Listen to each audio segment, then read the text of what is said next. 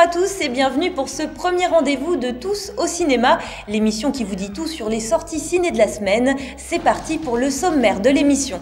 Le retour de l'homme chauve-souris sur grand écran, Michel Blanc en prof de philo détesté, un week-end entre amis qui tourne mal, les préparatifs d'un mariage en Touraine et l'actu ciné près de chez vous.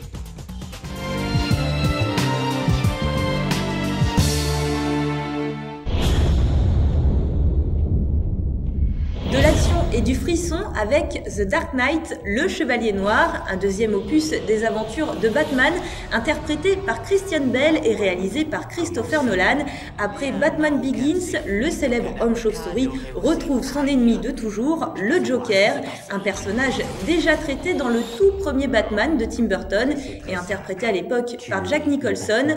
Là, c'est Heath Ledger qui s'y colle, le cow-boy blond de Brokeback Mountain, maquillage pas très frais, cheveux gras et regard inquiétant, l'interprétation d'Heath Ledger est impressionnante. Le Joker est d'ailleurs sa dernière performance. L'acteur australien est décédé en janvier dernier à l'âge de 28 ans. Épuisé à la fin du tournage, il avait déclaré qu'il n'avait jamais autant aimé jouer un rôle que celui du Joker. Rendez-vous le 13 août dans les salles obscures. Nous sommes l'attraction de la soirée. Hey, salut ma beauté. Vous semblez nerveuse. J'ai compris ce que je dois devenir pour arrêter des hommes tels que lui. La nuit est obscure avant qu'apparaisse l'aube. Je vous le promets, l'aube est proche. Prêt, feu, partez.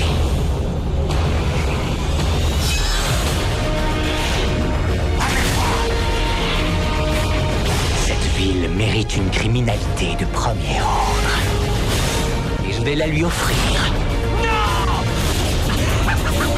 Tu verras, je vais te montrer.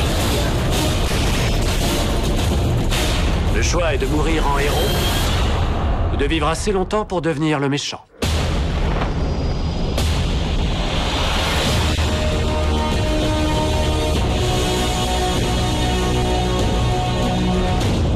Je vous prépare la Batmoto, monsieur. En pleine journée, Alfred. Pas très subtil. La Lamborghini, alors.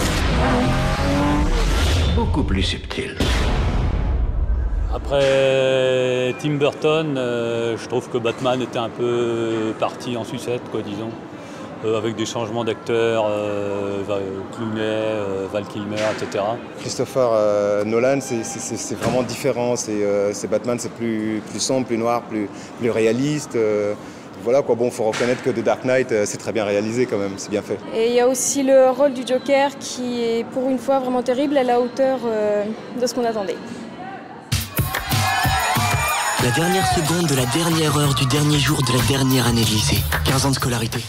C'est la comédie qui va rafraîchir l'été, Nos 18 ans, de Frédéric Berth.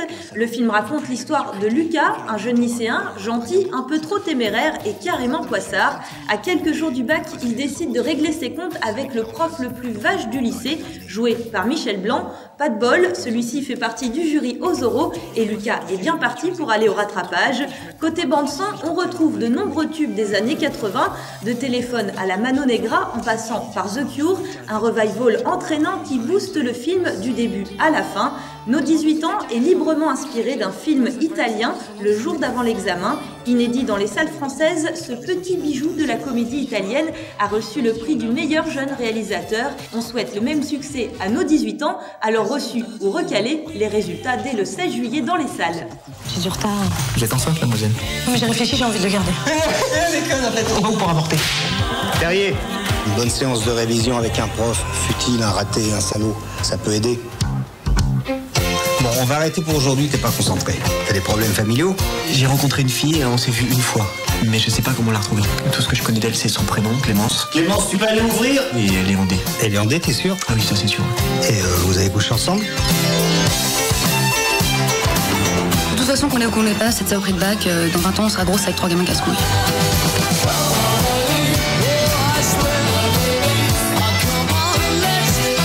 Et on sera cocufiés jusqu'à la mort. J'ai adoré la BO, The Cure, Mano Negra, ça rappelle des bons petits souvenirs. Michel Blanc en prof de philo est excellent. Les jeunes acteurs aussi d'ailleurs. C'est pas la comédie de l'année en fait, mais bon, ça se laisse regarder quand même et il y a quand même des passages qui sont assez marrants.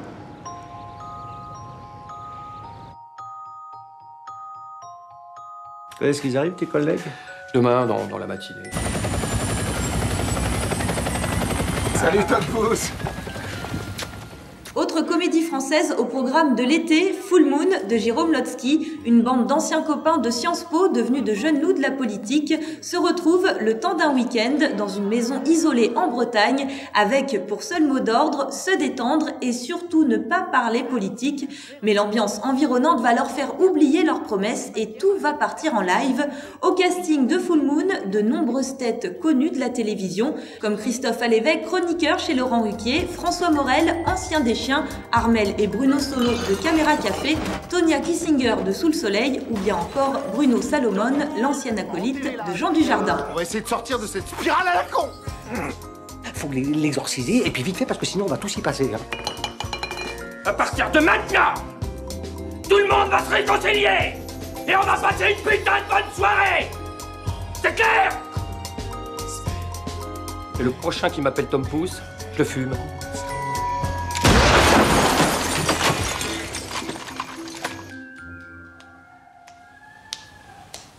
Le thème peut sembler un peu simple, mais au bout du compte, c'est une bonne comédie. C'est drôle, c'est un film qui est vraiment drôle parce qu'on y retrouve des personnalités vraiment connues au niveau de la télévision comme Bruno Salomon ou Armel. Ça confirmait surtout ce que moi je pensais, c'est-à-dire qu'il ne faut jamais parler politique avec ses amis, surtout s'ils ne pensent pas la même chose que vous. C'est vraiment ça ce que j'ai retenu de ce film, hein. Il est vraiment bien. Bonjour. Je m'appelle Christian Bodin. De l'humour encore et toujours avec le délirant mariage chez les Bodins, un faux reportage étonnant tourné à la façon de striptease. Une équipe de journalistes se rend dans une ferme de la France profonde en Touraine pour filmer les 10 jours précédant le mariage de Christian Bodin. Ce jeune célibataire de 50 ans vit toujours chez maman, une vieille femme de 82 ans autoritaire. Mariage chez les Bodins marque le passage de la scène sur grand écran de la Compagnie des Bodins. Basée en Touraine du Sud, la compagnie a été créée en 1994 et comptabilise à ce jour plus de 3000 représentations dans toute la France. Mariage chez les Bodins, un film à voir absolument si vous êtes fan des chiens ou des petites annonces d'Elysée Moon. Vous dégagez, restez pas dans nos pattes, c'est pas le moment. Je suis pas Gérard Depardieu, moi, hein, les gars. C'est super délirant, j'ai trouvé ça vraiment marrant. Et en plus, ça a une façon d'être tourné assez spéciale. En fait, ça ressemble vraiment à un documentaire, donc c'est super bien fait. Moi, je suis fan d'Elysée Moon, donc j'ai forcément adoré. En plus, je connaissais pas les Bodins, donc maintenant, j'aimerais bien les voir en vrai pour le spectacle. Le personnage du fils est très attachant et drôle. La mère, par contre, est atroce. Et au final, ça donne un bon petit film, quoi. Quoi de neuf dans les salles près de chez vous? C'est les films à l'affiche cette semaine à Amiens. Petit tour des salles obscures. Au Gaumont d'Amiens, Mes amis, mes amours, avec Vincent Lindon et Pascal Elbé en père divorcé. Deux colocataires qui s'imposent 3 règles difficiles à respecter. Pas de cigarettes, pas de babysitter et pas de femme à la maison. Par suite d'un arrêt de travail, en pleine grève des transports, 2 hommes que tout oppose partagent un bout de route. Patrick Timsit, le libéral, et Charles Berling, le défenseur de la cause syndicale. Et puis, Made in Italy, Gilbert Melki joue un écrivain en pleine crise existentielle, de retour en Italie pour les obsèques de son père. Au Ciné Saint-Leu, Les 7 jours, un huis clos qui raconte la semaine de deuil d'une famille juive après le décès d'un de ses membres. Valse avec Bachir, un documentaire animé sur la guerre du Liban. Des images chocs inspirées des propres souvenirs du réalisateur Harry Folman. My Father, My Lord, l'histoire de Rabbi Abraham, dont la foi va être mise à l'épreuve lors de ses vacances d'été au bord de la mer Morte. Et puis Muxine, l'amitié particulière entre une jeune fille et un garçon au cœur d'un village malais.